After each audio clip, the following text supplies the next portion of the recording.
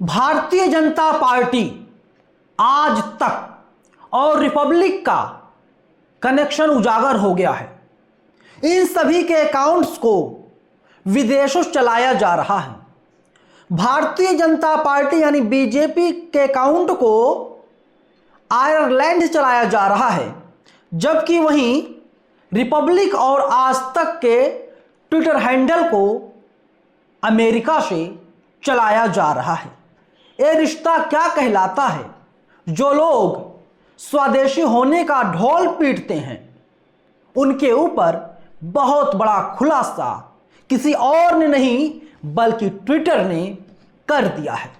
नमस्कार, मेरा नाम है नवीन कुमार नंदन। मैं आपको जो खबर बताने जा रहा हूं, आप लोग दिल थाम के इस खबर को देखिएगा दोस्तों।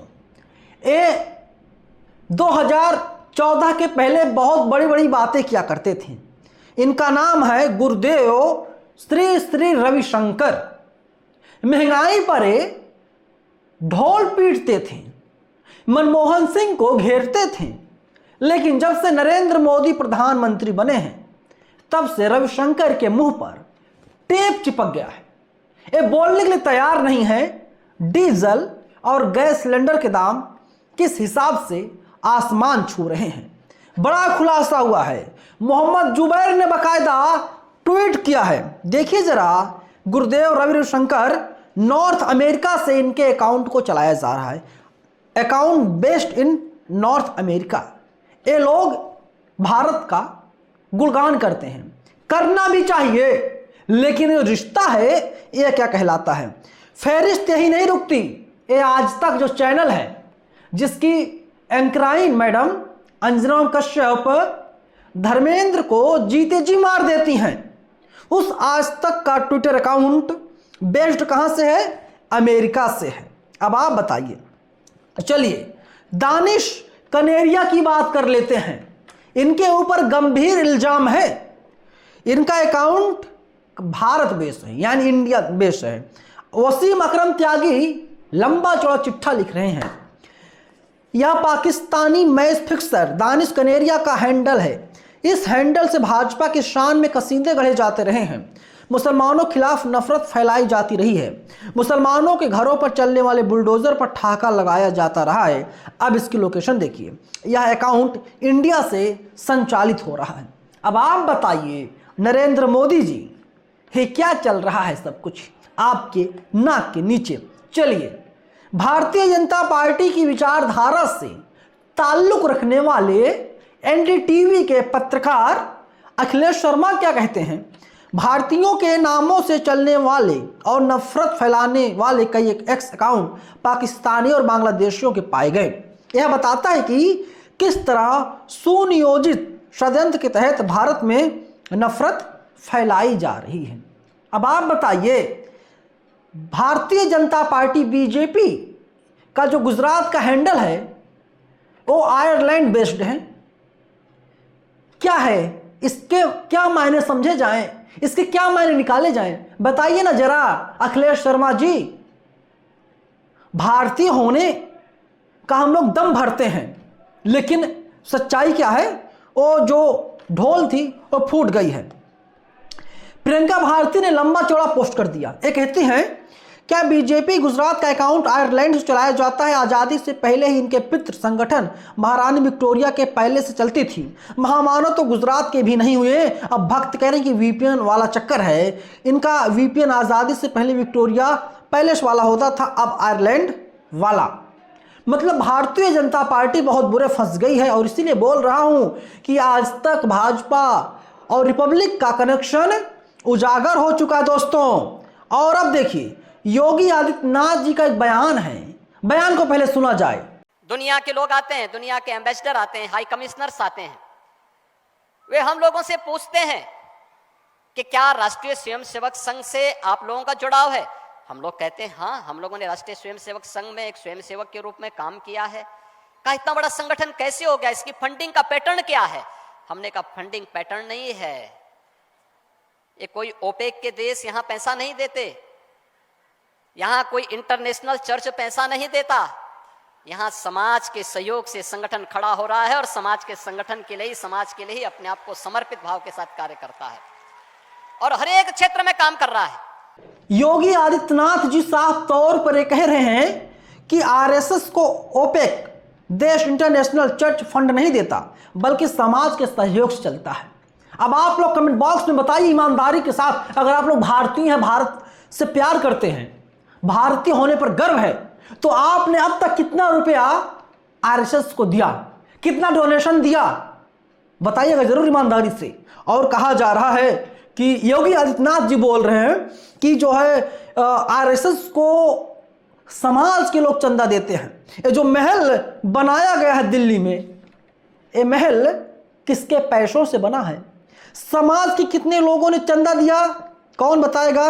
हिसाब कौन देगा? एक वक्त था, नरेंद्र मोदी जब देश के प्रधानमंत्री नहीं थे, तो नरेंद्र मोदी कहा करते थे कि जब भारत का रुपया गिरता है तो सरकार की शाख गिरती है, सरकार पर बट्टा लगता है, शाख जो सरकार की उस पर बट्टा लगता है। लेकिन अब बताइए, रुपया लगातार गिरता जा रहा है, जमीन में धंसता जा रहा है, डॉलर लगातार मजबूत हो रहा है, $1 की कीमत लगभग 90 रुपए है। अब आप बताइए, क्या अब भारत सरकार की शाख नहीं गिर रही है? क्या भारत की शाख अब नहीं गिर रही है? क्या सरकार पर बट्टा नहीं लग रहा है? इसीलिए देश के लोग आज बोल रहे हैं, काश इस देश के प्रधानमंत्री नरेंद्र मोदी जी होते तो कितना अच्छा होता। पाकिस्तान थर थर थर थर कांप रहा होता, चाइना पीछे हट गया होता, भारत में महंगाई, बेरोजगारी, नौकरी कोई कमी नहीं होती, देश का हर दूसरा तीसरा चौथा आदमी नौकरी कर रहा होता। कहा था ना 2 करोड़ नौकरी हर साल दिया जाएगा। 12 साल हो गए, मतलब 24 करोड़ रोजगार। देश की आबादी 240 करोड़ नहीं बल्कि 140 करोड़ के आसपास है। लगभग हर 6वां या 7वां आदमी नौकरी कर रहा होता। गुंडे, माफिया, भ्रष्टाचारी कम हो गए होते हैं।